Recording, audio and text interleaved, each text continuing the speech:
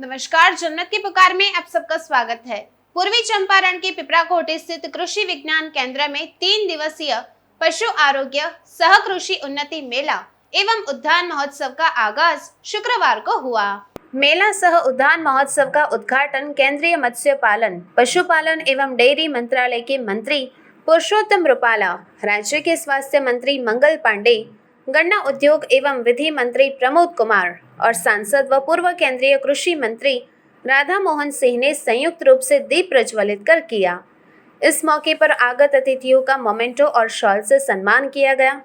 इस मौके पर आयोजित हुए कार्यक्रम को संबोधित करते हुए मत्स्य पालन, पशुपालन व डेयरी मंत्रालय भारत सरकार के केंद्रीय मंत्री पुरुषोत्तम रुपाला ने कहा कि देश में किसानों की आय बढ़ाने को लेकर लगातार प्रयास हो रहे हैं। इस दिशा में अधिक दूध उत्पादन के लिए नई तकनीक से बेहतर नस्ल के गौवंश तैयार करने का काम भी चल रहा है। इस दिशा में अधिक दूध उत्पादन के लिए नई तकनीक से बेहतर नस्ल के गौवंश तैयार करने का काम चल रहा है। गायों को सिर्फ बछिया ही हो, इस दिशा में भी प्रयोग हो रहा है। अब तो इसको लेकर टेस्ट ट्यूब के भी प्रयोग को लेकर अनुसंधान हो रहे हैं। उन्होंने कहा कि गौधन सबसे बड़ा धन माना जाता है, जिसके बिना प्राकृतिक खेती संभव नहीं है। उन्होंने कहा कि बिहार में कुदरती संसाधन प्रचुर मात्रा में है। यहाँ मत्स्य उत्पादन की बेहतर संभावनाएं हैं।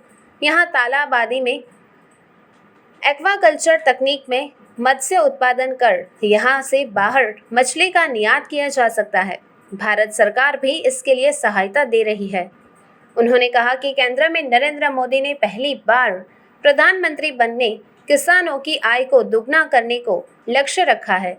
उन्होंने कहा कि वर्ष 2005 में जब पीएम नरेंद्र मोदी गुजरात के सीएम थे, तो सबसे पहले गुजरात में पशु आरोग्य मेला का आयोजन किया था, जो आज पूरे देश में आयोजित हो रहा है।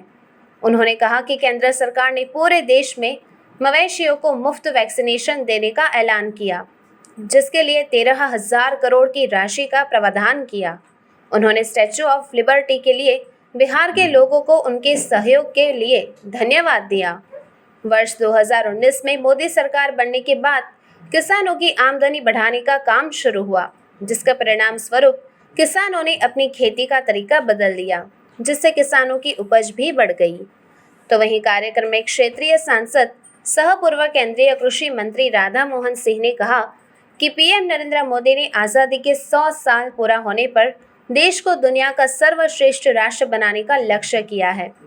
इसके लिए बचे 25 वर्षों में कर्तव्य पालन के लिए लड़ाई लड़नी होगी। जबकि सूबे के स्वास्थ्य मंत्री मंगल पांडे ने कहा कि अगले 4 साल में यहाँ 600 करोड़ की लागत से मेडिकल कॉलेज की स्थापना की जाएगी, जहाँ MBBS की पढ़ाई होगी। इसके लिए उन्होंने फाइल पर हस्ताक्षर कर दिया। अगली कैबिनेट मीटिंग में इसे रखा जाएगा। उन्होंने DM से इसके लिए भूमि का चयन कर प्रस्ताव देने को भी कहा है। कार्यक्रम को सूबे के गन्ना विकास एवं विधि मंत्री प्रमोद कुमार ने भी संबोधित किया था। अतिथियों का स्वागत कृषि विश्वविद्यालय पूसा के कुलपति डॉक्टर रमेश चंद्र श्रीवास्तव ने किया। तो वहीं पिपराकोठी कृषि विज्ञान केंद्र में आयोजित कृषि मेला सह उद्यान महोत्सव में कई तरह के स्टॉल भी लगे हैं। कृषि विभाग द्वारा कृषि यंत्र के अलावा खाद बीज का स्टॉल लगाया गया। जीविका की तरफ से भी कई स्टॉल लगे गए हैं। जीविका समूह द्वारा बनाए गए विभिन्न तरह के उत्पादन का स्टॉल लगाया गया। तो वहीं कृषि से संबंधित विभिन्न उपकरण का स्टॉल निजी स्तर पर भी लगे हुए हैं, जिस मेला सह उद्यान महोत्सव का लाभ किसान उठा रहे हैं। शुरू हो जाए स्वास्थ्य के चिंता लगातार स्वास्थ्य विभाग करत रहेला। अभी तुरंत कुछ होखे वाला बा, ओकरो जानकारी दे देता नहीं। आदरणीय प्रधानमंत्री जी के नेतृत्व में हेल्थ एंड वेलनेस सेंटर पूरा देश में खुला था और मानव के स्वास्थ्य के सुरक्षा, मानव के स्वास्थ्य के बेहतर देखभाल खातिर प्रधानमंत्री जी गांव के स्वास्थ्य व्यवस्था ठीक होके एकरा खातिर जौन हेल्थ एंड वेलनेस सेंटर गांव में खुलता ओकरा के विस्तार देवे के निर्देश दिले बनी। गांव के लोग के स्वास्थ्य के जांच होके के चाहिए एकर निर्देश दिले बनी। तो हेल्थ और वेलनेस सेंटर के जौन स्थापना भई रहे ओकरे वार्षिकोत्सव मनावल जाता। 14 तारीख इसे ओकर रहा, लेकिन ये कार्यक्रम 16 तारीख से शुरू होता और इस मोतिहारी जिले के लिए कुल 52 लाख रुपए की स्वीकृति दी गई है। हर प्रखंड के लिए 2-2 लाख रुपया, और इस राशि से 16 तारीख से लेके 22 तारीख तक पूरे जिले में अलग अलग प्रखंडों में स्वास्थ्य परीक्षण का कार्यक्रम चलेगा। 16 तारीख को टेलीमेडिसिन से टेली कंसल्टेंसी होगा।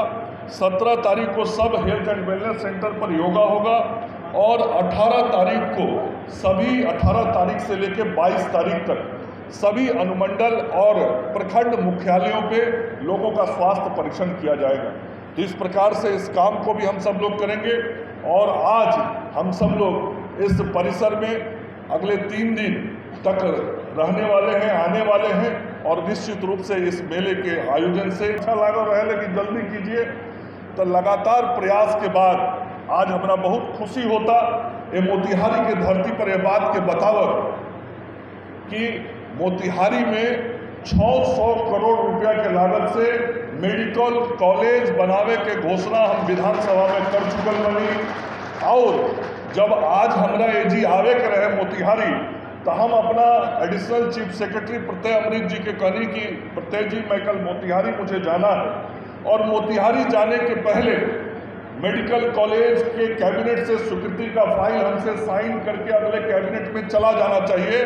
काल फाइल साइन करके तब हमारे मोतिहारी के धरती पर आई जाने वाली अगला कैबिनेट में वो फाइल चल जाई, और 500 बेड के अस्पताल, जैसे प्रमोद जी कहनी है 150 सीट के MBBS के कॉलेज के बने के काम शुरू हो जाए। और अगला 4 साल में ये पूर्वी चंपारण के धरती पर राधा मोहन जी जो इतना बढ़िया चीज है जी कैले बनी पशुपालन के क्षेत्र में, वैसने मेडिकल कॉलेज, ये बढ़िया मेडिकल कॉलेज 600 करोड़ रुपया के लागत से मोतिहारी में बन गई।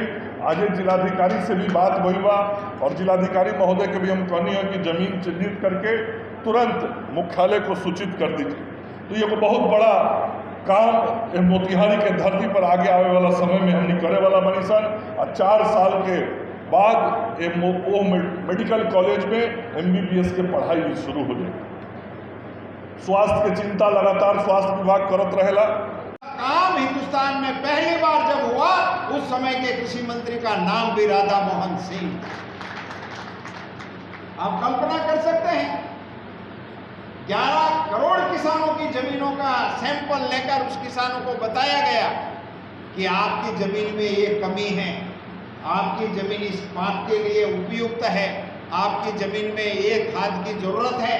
और इसी के चलते देश के किसानों ने अपनी खेती में जो बदलाव किया, इसका नतीजा ये आया कि आज भारत के किसानों ने ऑल टाइम हाई रिकॉर्ड उत्पादन करने का लक्ष्य हासिल कर लिया।